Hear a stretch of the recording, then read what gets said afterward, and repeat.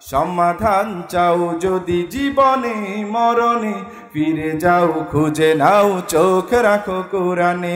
সমাধান চাও যদি জীবনে মরণে, ফিরে যাও খুঁজে নাও চোখ রাখো কোরআনে। তবেই পাবে সুখ শান্তির ঠিকানা, তবেই পাবে সুখ শান্তির ঠিকানা, যদি মেনে নাও তুমি মনে প্রাণে। সমাধান চাও যদি জীবনে মরণে, ফিরে যাও খুঁজে নাও চোখ রাখো কোরআনে। এ তো চির অম্লান চির মুক্তির ডাক, এই যে মহাবাণী খোদারি কালামে পাক। এই দুনিয়ায় আর সেই দুনিয়া, মুক্তি পাবে তুমি দোজাহানে। সমাধান ঠিক কিনা? সমাধান চাও যদি জীবনে মরণে, ফিরে যাও খুঁজে নাও চোখ রাখো কোরআনে। এ বাণী সকলের নয় শুধু মুমিনের, যারাই চলবে মানে ফল পাবে কোরআনে। আর একটু জোরে ঠিক বলেন না। এ বাণী সকলের নয় শুধু মুমিনের, যারাই চলবে মেনে ফল পাবে কোরআনের। এ যে এক বিপ্লব, পিছে ফেলে যত সব, এগিয়ে চলে সে যে অগ্রপানে। সমাধান ঠিক কিনা?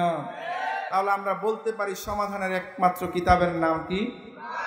ধর্মগ্রন্থের নাম কি? সর্বশ্রেষ্ঠ ধর্মগ্রন্থের নাম কি? কোরআন। সেই এই আলোচনা থেকে আমি বলতে চাই, আল্লাহ রাব্বুল আলামিন পবিত্র কোরআনে বলেন,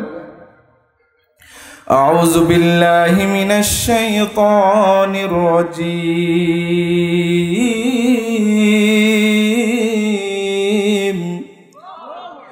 ওয়া মান ইয়াবতাগি গায়রাল ইসলামি দীনান ফালান ইউকবালা মিনহু وهو في الآخرة من الخاسرين।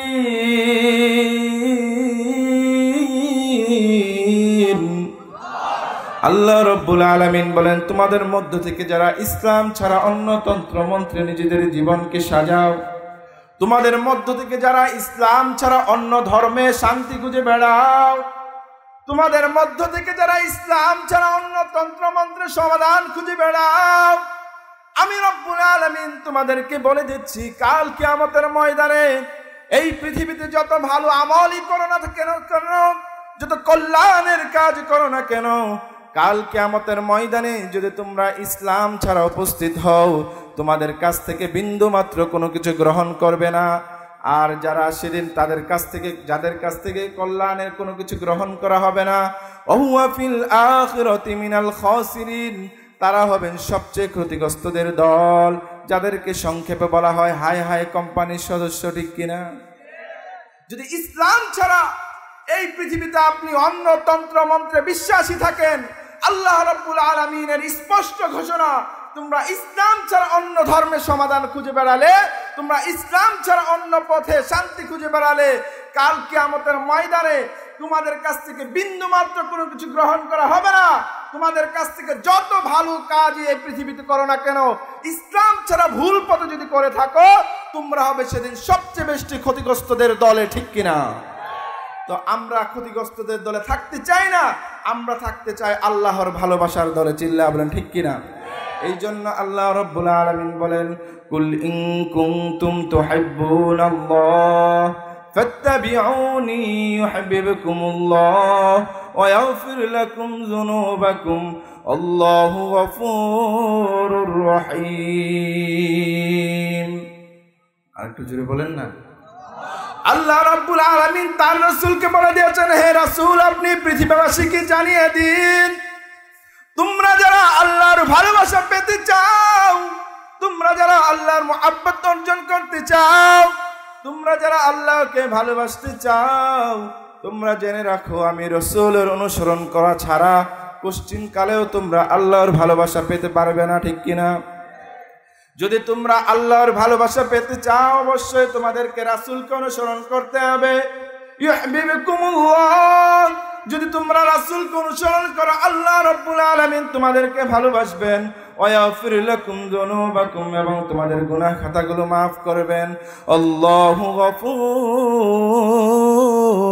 রহিম। আল্লাহ রাব্বুল আলামিন হলেন ক্ষমাশীল এবং দয়ালু। চিল্লায়া বলেন সুবহানাল্লাহ। যদি আল্লাহর ভালোবাসা পেতে হয়, একজন সেই নেতাকে অনুসরণ করতে হবে যে নেতার চরিত্র বিন্দু মাত্র ভুল নেই, বিন্দু মাত্র সমস্যা নেই, বিন্দু মাত্র কোনো সমস্যার গন্ধ নেই। সেই নেতার নাম হলো মুহাম্মদ মুস্তাফা সাল্লাল্লাহু আলাইহি ওয়াসাল্লাম। তার অনুসরণ করা ছাড়া কোশ্চিনকালে আল্লাহর ভালোবাসা পাওয়া সম্ভব না, ঠিক কিনা? কিন্তু আমরা তো আল্লাহকে ভালোবাসতে চাই, কিন্তু আজকের পৃথিবীতে এক ধরনের বেঈমান কুলাঙ্গার তৈরি হয়েছে যারা আমার রাসূলের এই সুন্দর ফুলের চেয়ে পবিত্র চরিত্র নিয়ে কটূক্তি করার দুঃসাহস দেখায়, ব্যঙ্গচিত্র প্রদর্শন করে। তাদেরকে বলে দিতে চাই, এই মুসলমানরা, এই বাংলাদেশের মুসলমানরা হলো বীরের জাতি, তারা হলো শাহজালালের জাতি, তারা হলো ফয়জুল করিমের জাতি, তারা হলো একমাত্র আল্লাহ রাব্বুল আলামিনকে ভালোবাসে। চিল্লায়া বলেন ঠিক কিনা? তারা যদি খেপে যায়, তারা এমন অনুসারী, আহমদ শফির অনুসারী, তারা শাইখুল হাদিসের অনুসারী, মুফতি আমিনের অনুসারী। চিল্লায়া বলেন ঠিক কিনা? যদি তাদের বিশ্বাসকে, তাদের চেতনাকে যদি ভুলুণ্ঠিত করা হয়, বিন্দু মাত্র সম্মান জানা হয়, বাংলাদেশের মুসলমানরা 3 বেলা না খেয়ে থাকতে পারে, তারা কখনো ইসলামকে ভুলে যায় না, ঠিক কিনা? তারা রাসূলের জন্য নিজের বুকের তাজা রক্ত ঢেলে দিতে পারে। যদি রাসূলকে নিয়ে কটূক্তি করার দুঃসাহস দেখাও, তোমাদেরকে হুঁশিয়ার করে বলে দিতে চাই, ফজলুল করিমের অনুসারীরা মারা যায় নাই, শাহজালালের অনুসারীরা মারা যায় নাই।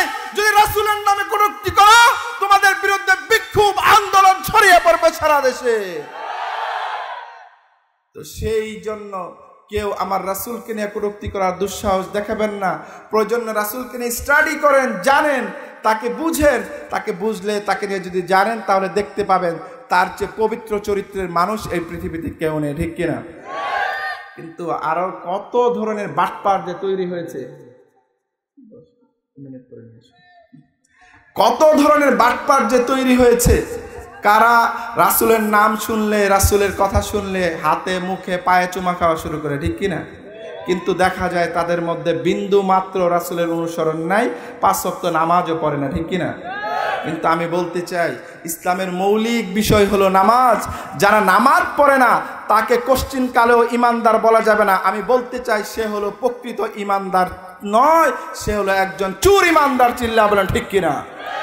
তো তাদেরকে হুঁশিয়ার করে দিয়ে বলতে চাই, তোমরা রাসূলকে প্রকৃতভাবে বুঝো, জানো, তাহলে দেখতে পাবে আমার রাসূলের চেয়ে শ্রেষ্ঠ মানুষ এই পৃথিবীতে কেউ নেই।